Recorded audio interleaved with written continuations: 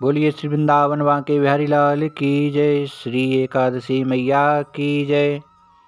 हम सभी ने पिछले वीडियो में जाना कि एकादशी की उत्पत्ति कैसे होती है।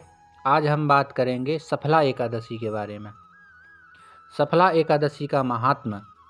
धर्मराज युधिष्ठिर कहने लगे कि हे जनार्दन, मैंने मार्गशीर्ष शुक्ल एकादशी अर्थात मोक्षदा एकादशी का सविस्तार वर्णन सुना। अब आप कृपा करके मुझे पौष माह के कृष्ण पक्ष की एकादशी के विषय में भी बतलाइए। इस एकादशी का नाम क्या है तथा इसके व्रत का क्या विधान है, इसकी विधि क्या है, इसका व्रत करने से किस फल की प्राप्ति होती है, कृपा करके यह सब विधान पूर्वक कहिए। तब भगवान श्री कृष्ण बोले, पौष मास के कृष्ण पक्ष में आने वाली इस एकादशी को सफला एकादशी कहा जाता है। इस एकादशी के देवता श्री नारायण हैं। विधि पूर्वक इस व्रत को करना चाहिए। जिस प्रकार नागों में शेषनाग, पक्षियों में गरुण, सब ग्रहों में चंद्रमा, यज्ञों में अश्वमेध और देवताओं में भगवान विष्णु श्रेष्ठ हैं, उसी प्रकार व्रतों में एकादशी का व्रत श्रेष्ठ है। जो मनुष्य सदैव एकादशी का व्रत करते हैं वे मुझे परम प्रिय हैं। इसका महात्म्य मैं तुमसे कहता हूँ, ध्यानपूर्वक सुनिए।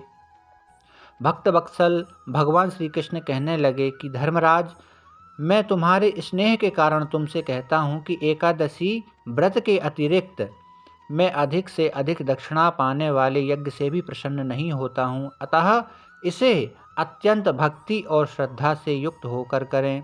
हे राजन, द्वादशी युक्त पौष कृष्ण एकादशी का महात्म्य तुम एकाग्रचित होकर सुनिए।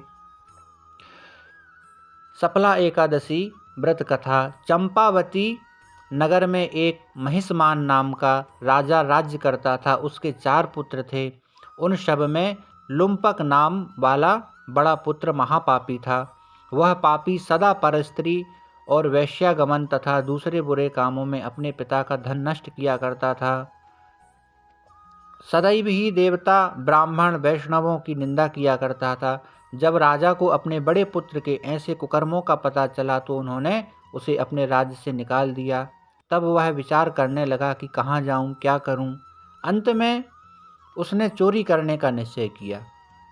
एक दिन में वह वन में रहा करता और रात्रि को अपने पिता की नगरी में जाकर चोरी किया करता तथा प्रजा को तंग करने और उन्हें मारने का कुकर्म करता।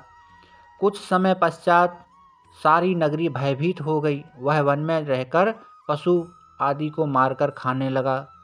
नागरिक और राज्य में कर्मचारी उसे पकड़ लेते किंतु राजा के भय से उसे छोड़ देते। वन में एक अति प्राचीन विशाल पीपक का वृक्ष था।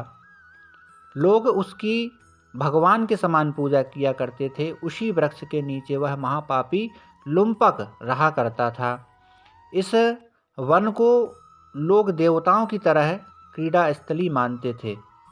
कुछ समय पश्चात पौष कृष्ण पक्ष की दशमी के दिन वह वस्त्रहीन होने के कारण शीत के चलते सारी रात्रि सो नहीं सका।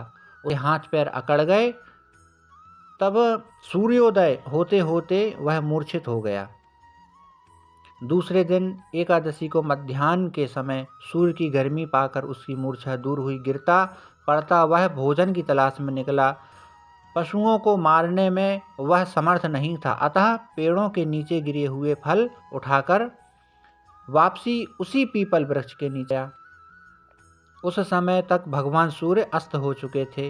वृक्ष के नीचे फल रखकर कहने लगा, हे भगवान,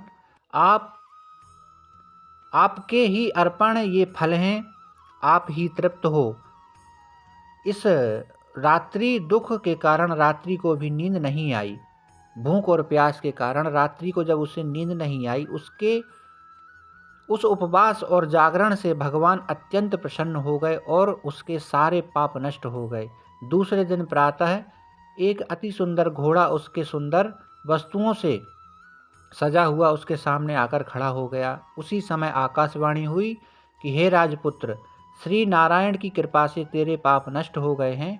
अब तू अपने पिता के पास जाकर राज्य प्राप्त कर सकता है। ऐसी वाणी सुनकर वह अत्यंत प्रसन्न हुआ और दिव्य वस्त्र धारण करके भगवान आपकी जय हो भगवान, आपकी जय हो, ऐसा कहकर अपने पिता के पास चला गया। उसके पिता ने प्रसन्न होकर उसे समस्त राज्य का भार सौंप दिया और स्वयं वन के रास्ते चले दिए।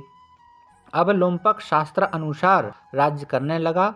उसके स्त्री पुत्र आदि सारा कुटुंब भगवान नारायण का परम भक्त हो गया। वृद्ध होने पर वह भी अपने पुत्र को राज्य का भार सौंपकर वन में तपस्या करने चला गया और अंत में समय में वैकुंठ को प्राप्त हुआ।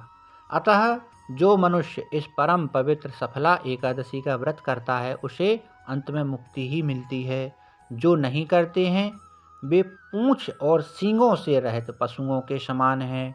इस सफला एकादशी के महात्म को पढ़ने से अथवा श्रवण करने से मनुष्य को अश्वमेध का फल प्राप्त होता है। बोलिए सफला एकादशी मैया की जय। ये थी सफला एकादशी की व्रत कथा। और आगे एकादशी कथा एवं धार्मिक कथाएं एवं सत्संग सुनने के लिए चैनल को सब्सक्राइब जरूर करें एवं अपने सभी मित्रों को शेयर करें। जय जय श्री राधे।